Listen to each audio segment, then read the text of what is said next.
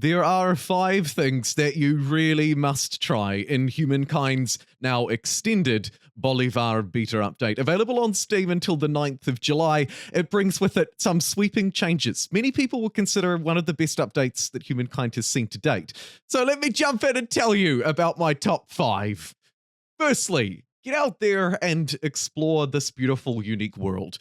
Crucially, the changes to natural wonders help us do just that. Every single one of them has a much more identifiable and a unique identity to it, with different wonder control effects. Here you can see Zuma Rock provides stability and fortification, as well as health regeneration on units and a little bit of extra faith on the main plaza. Previously, you would not find unique wonders like this here, Lake Neutron providing science and food per farmers on a city. I really think that this helps in a lot of different ways, but 2 things that I've noticed. Firstly, it makes each playthrough of Humankind different to the last. It feels different. It feels unique. And secondly, it makes wonders much more powerful and much more valuable, but also makes them a little bit more of a roll of the dice. Zuma Rock could be brilliant for you, or it might be entirely useless depending on the way that you're setting up and playing through your game. Overall, it helps to add a lot of diversity, a little bit more randomness to the map, and provides more of a unique landscape. The landscape is also changed on the battlefield, where ongoing war is now a thing that is optional. War wariness, including a more upfront stability. And I think that all of these things combine to create a really satisfying system. Here you can see the surrender mechanic playing out. My opponent is at 0 war support, and I could choose to take the deal now. However, as you'll see, I'm going to bounce back a couple more times yet. That's because voluntary surrender is now a thing. No longer are we forced to surrender when our war support runs out. We can drive the war machine on further. It's balanced out a little bit by some changes to stability. It's sort of acting like a war tolerance or a troop morale, if you will. Basically, stability penalties will be applied if you're sort of pushing through a war too long, if war support is running out, so on and so forth.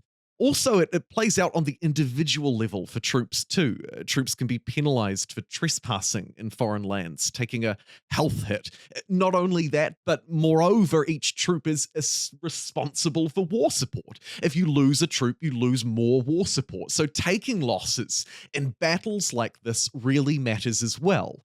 It's therefore not only the sort of overarching elements to Humankind's war system that matter with that forced surrender mechanic, say, but also down to the individual level, individual troops providing war support to help you end a war. Or alternatively, of course, because surrender is no longer mandatory, you could also be drumming up war support to prolong a fight, using things like ransacking tiles, not only providing you with money, but also war support as well.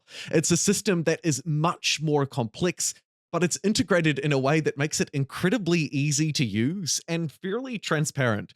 I really think they've done a brilliant job, actually, with war support, with forced surrender, and with how upfront and transparent stability is on cities, as well as how it then plays out into that, like I say, that sort of pseudo-morale, that war tolerance mechanic that is bleeding through into every element of combat in Humankind.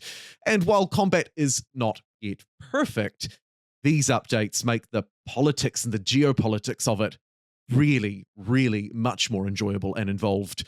Speaking of enjoyable and involved and more transparent, this is a quick one, but an important one. It's the civics tree. Now, when you open up this wonderful web of civics and hover over any of them, you can see the action required to unlock each one. This is a brilliant upfront of information that would otherwise require you to be digging around through the Wikipedia or God knows what else. Now it's upfront. It's clear, it's transparent, it's easy to use. I've got really not too much more to say about this one, other than finally you can figure out those little pesky civics that you didn't quite know how to get, or remind yourself what you need to do to get those crucial ones. Cultural respect, freedom of speech, whatever it is for you, you can organize it now thoroughly, properly, and figure out how to get it from the very start as well. So better for planning a long-term game.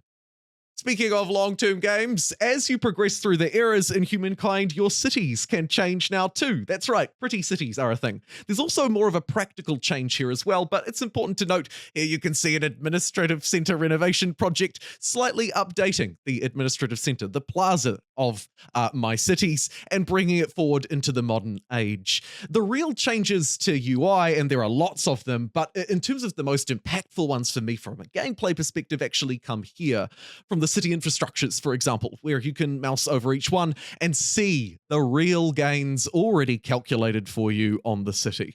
No more figuring out, oh, how many science quarters do I have? What's 10% of 282? It's 28.2, but we're not all that quick at mathematics. No, but seriously, this is an incredible upfront change. It's a really simple one, but the fact that it presents it allows you to make much better decisions, more informed decisions, and decisions that are tailored to unique cities as well, allowing you to specialize your cities much more readily than prior.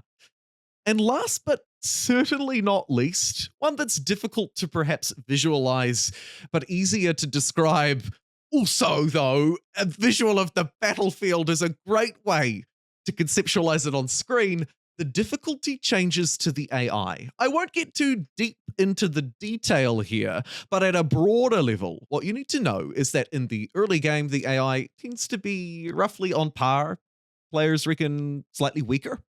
And then as you move through the game, it progresses with you. The progressive difficulty in Humankind is something that I'd still like to play around a little bit more with just yet. And lucky for me, I still have 5 more days to do so before this beta period for the Bolivar update wraps up. And then we likely only have to wait a week or two until the actual update releases. They'll signal it'll be around the middle of June. I digress, though. This progressive difficulty is something I think tentatively to rave about. The way that the AI progresses, particularly the way it's handling fights, a few of the poor decisions have been trimmed. Not all of them, but a few of the poor decisions that the AI would routinely make, it is either restricted from doing so or it just doesn't because it progresses better. It makes better use of its FIMs and its resources. Many of its behaviors around army training, how it builds them, how it uses them, particularly I've found in open terrain where you're not near a city, how it selects its fights.